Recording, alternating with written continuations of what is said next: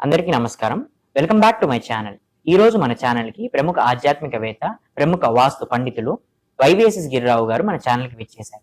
నమస్కారం గురువుగారు. నమస్కారం జయకృష్ణ. ఈ మిథున రాశి వారి రాశి ఫలితాలు ఎలా ఉన్నాయో కొంచెం వివరించగలుగుతారా? వారి యొక్క రాశి ఫలితాలు ఎలా ఉన్నాయి? వారు ఎటువంటి పరిహారాలు తీసుకోవాలి? వీటి గురించి కొంచెం క్లుప్తంగా వివరించగలుగుతారా? తప్పనిసరిగా శర్మ. అందరికీ నమస్కారం అండి. చక్కగా మనం ఈ ఆషాఢ మాసంలోకి అంటే ఏంటంటే జూలై 2025 అనుకోవచ్చు. ఎందుకంటే మనకి జూను 24 నుంచే 26 నుంచి వస్తుంది. జూలై 24 దాకా ఆషాఢం ఉంటుంది.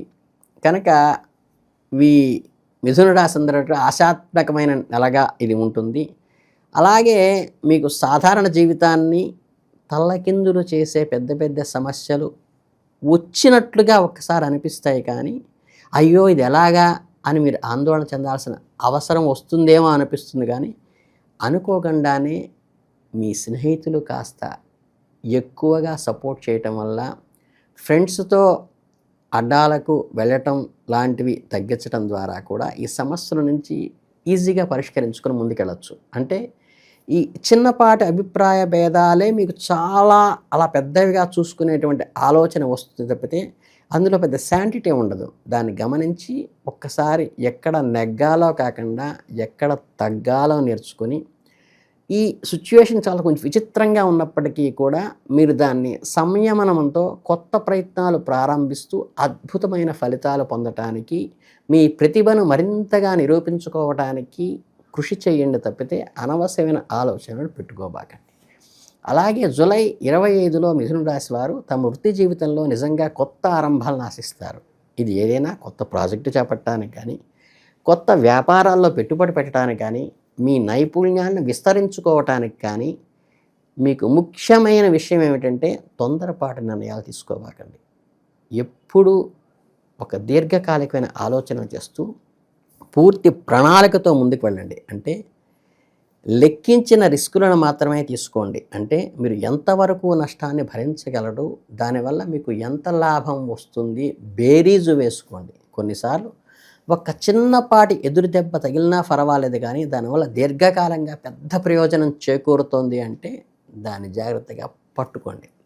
ఉదాహరణకు ఒక కొత్త టెక్నాలజీని నేర్చుకోవటం వల్ల వెంటనే ఫలితం కనిపించదు, కానీ భవిష్యత్తులో అది ఎంతగానో ఆ టెక్నాలజీతోనే మీరు ముందుకు వెళ్తారు. కనుక ఏంటంటే ఈ చిన్న చిన్న మానసిక సంఘర్షణలు కానీ, చిన్న చిన్న పొరపాట్లను కానీ పెద్దగా పట్టించుకోకుండా ప్రణాళికాబద్ధంగా ముందుకెళ్ళండి. అంటే ప్రత్యేకమైన అనుభవంతోనూ కొత్త నైపుణ్యాలను పెంపొందించుకుంటూ ప్రతి పనికి మీ వ్యక్తిగత ఎదుగుదలకు మరియు వృత్తిపరమైన అభివృద్ధికి దోహదపడుతుందా లేదా 1కి 2 సార్లు బేరీజు వేసుకుని, మార్కెట్లో కొత్తగా ఏదైనా వస్తే దాని గురించి తెలుసుకోవడానికి ప్రయత్నిస్తూ, కొత్త మార్పులు వస్తే వాటిని అందిపుచ్చుకోవడానికి పరిశీలిస్తూ, జాగ్రత్తగా మెలుగుతూ ఆ విధానంలో ముందుకు వెళితే మీ వృత్తి జీవితంలో ఎంతో సవాళ్ళనైనా మీ ఆత్మవిశ్వాసంతో చాలా ఈజీగా సవాళ్ళను ఎదుర్కొంటారు.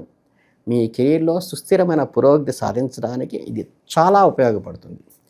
జూలై 2025లో మిథున రాశి వారికి కొంచెం మరింత ఉల్లాసంగాను, మంచి ఆహ్లాదకరంగాను, ఆకర్షణీయమైన సంఘటనలు కూడా మీ జీవితంలో జరుగుతాయి. మీ ప్రేమ జీవితం మరింత రంగులమయం అవుతుంది, కలర్ఫుల్గా ఉంటుందన్నమాట మీ లవ్. అలాగే మీ ప్రస్తుత బంధం మరింత బలపడి పటిష్టం కూడా అవుతుంది. మీరు ఒక చాలా ముఖ్యమైన విషయాన్ని గుర్తుంచుకోవాలి. అనవసరంగా సంక్లిష్టం చేసుకోవాకండి. చిన్న చిన్న మాటలతో క్లిష్టంగా మార్చడానికి దేన్ని ప్రయత్నించవద్దు. చాలా సునాయాసంగా మీ ప్రేమ జీవితాన్ని ఆనందంగా, ఉత్సాహంగా గడపటానికి మీరు ప్రయత్నించండి. అలాగే నిజమైన అనుబంధాలను, దాంట్లోని ఆనందాన్ని ఆస్వాదించడానికి ప్రయత్నించండి. ఎంజాయ్. చిన్న చిన్న విషయాలపై ఎక్కువ ఆలోచించబాకండి. ప్రధాన సమస్యలపైనే దృష్టి పెట్టండి. ఒకవేళ ఏదైనా సమస్య తల ఎత్తితే దాన్ని లోతుగా అర్థం చేసుకోవడానికి, దాని రూట్స్ ఎక్కడి నుంచి ప్రారంభమైన తెలుసుకోవడానికి ప్రయత్నించి వాటిని నిర్మూలించండి. పైన ఆటోమేటిక్గా గ్రోత్ వస్తుంది. మీ భాగస్వామి ఒక రోజు కోసం వచ్చిందని అనుకుంటే అది కేవలం మీ పొరపాటు. మీ జీవితాంతం మీకు అండగా నిలచటం కోసమే మీ భాగస్వామి ఉన్నారు. మీకు అండగా నిలబడేది మీ జీవిత భాగస్వామి. అవునన్నా కాదన్నా అది గుర్తుపెట్టుకోండి. మీ సంబంధాల్లో అనవసరమైన గొడవలకు దూరం చేసుకోండి. బంధాన్ని బలపరుచుకోవటానికే మీ వంతుగా మీరు ప్రయత్నించండి. జీవితంలో మీకు కలిగిన అర్థవంతమైన బంధాలను నిలబెట్టుకోవడానికి ప్రయత్నించండి.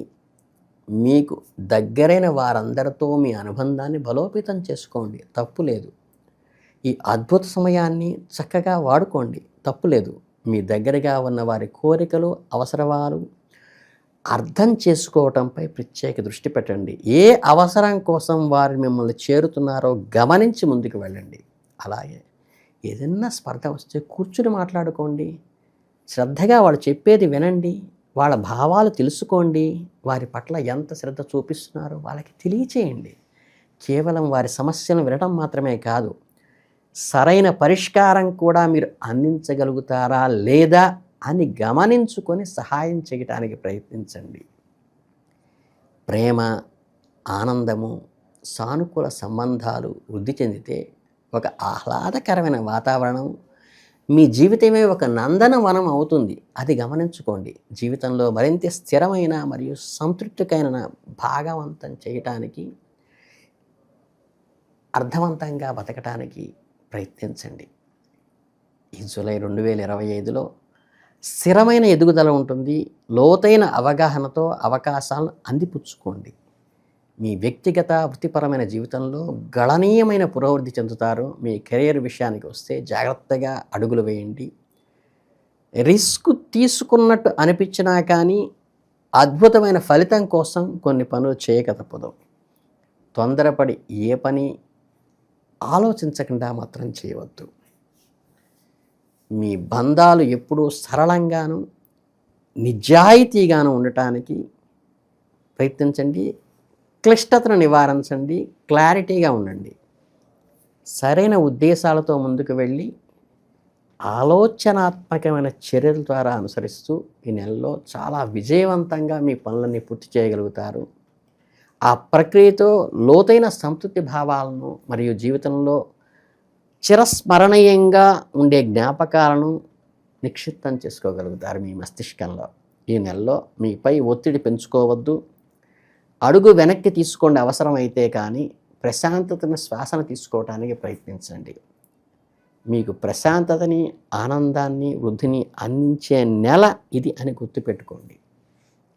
కనుక ఓవరాల్గా చూస్తే ఈ ఆషాఢ మాసం, ఈ జూలై నెల మీకు చాలా వృద్ధిని, ఒక మెమరబుల్,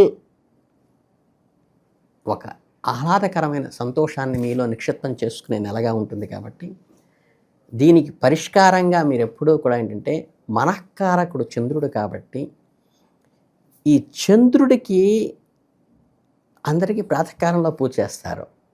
మీకు సూర్యాస్తమయం అయిన తర్వాత వెన్నెటలో, అంటే చంద్రోదయం అయిన తర్వాత ఆయనకి పాలు కానీ, మీగడ కానీ, అటుకులతో నానవేసిన పాలలో అటుకులు నానవేసినటువంటి చక్కగా స్వీట్ని కానీ చంద్రుడికి కూడా నివేదన పెట్టి చక్కగా కృష్ణ అర్చన కానీ, విష్ణు సహస్రనామం కానీ చేసినప్పుడు ఏంటంటే, కృష్ణుడు యొక్క తత్వం వల్ల మనకేమొస్తుందంటే, అందరినీ సంయమనం చేసుకుని, అందరినీ బ్యాలెన్స్ చేసి, అందరికీ తనవాడే కృష్ణయ్య అనుకునే తత్వం ఉన్నది. కాబట్టి కృష్ణ అర్చనతో కానీ మనఃకారకుడైన చంద్రుని ఆరాధించటం వల్ల ఏంటంటే, అందరి మనసులో అందరివాడిగా మనం మారేటువంటి స్థితి కలుగుతుంది. కాబట్టి దీన్ని జాగ్రత్తగా అన్వయించుకుని